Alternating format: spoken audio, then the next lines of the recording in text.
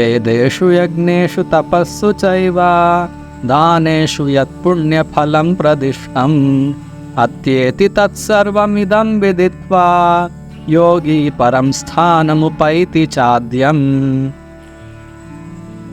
A person who accepts the path of devotional service is not bereft of the results derived from studying the Vedas, performing austere sacrifices, giving charity, or pursuing philosophical and fruitive activities.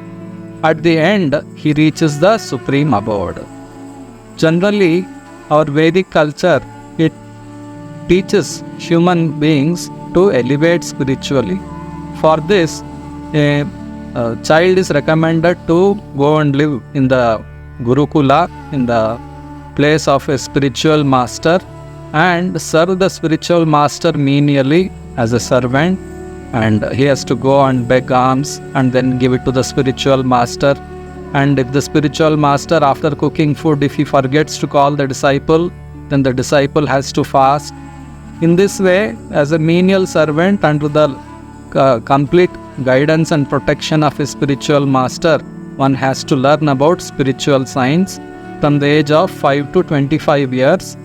And after that, he is allowed to enter into the householder life, and there also he has to perform sacrifices for further spiritual elevation for next 25 years.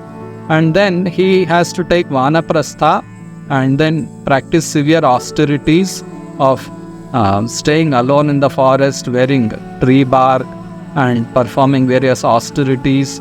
In this way, one has to practice tapasya, and then he reaches the perfectional stage of sannyasa, where he further continues practicing austerities. And when he becomes a perfected human being, then he gets liberated. So this is the general process recommended in the Vedas. But a devotee of Krishna, he achieves the supreme spiritual abode without undergoing this gradual elevation method or the pravritti marga. A devotee of the Lord happily practices Krishna Bhakti. He happily practices serving Krishna while living in this material world without undergoing much of severe austerities, which is recommended in other yoga systems. And Bhakti is very easily performed, very happily performed, and it is joyfully performed. And at the time of death, he enters into the spiritual abode of Krishna. So he is not bereft of the results derived by practicing Jnana Yoga, Hatha Yoga or Karma Yoga.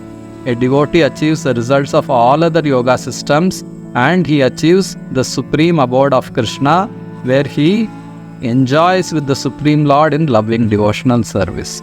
Therefore, we all have to take up to devotional service of Supreme Lord Krishna under the care and guidance of an expert spiritual master.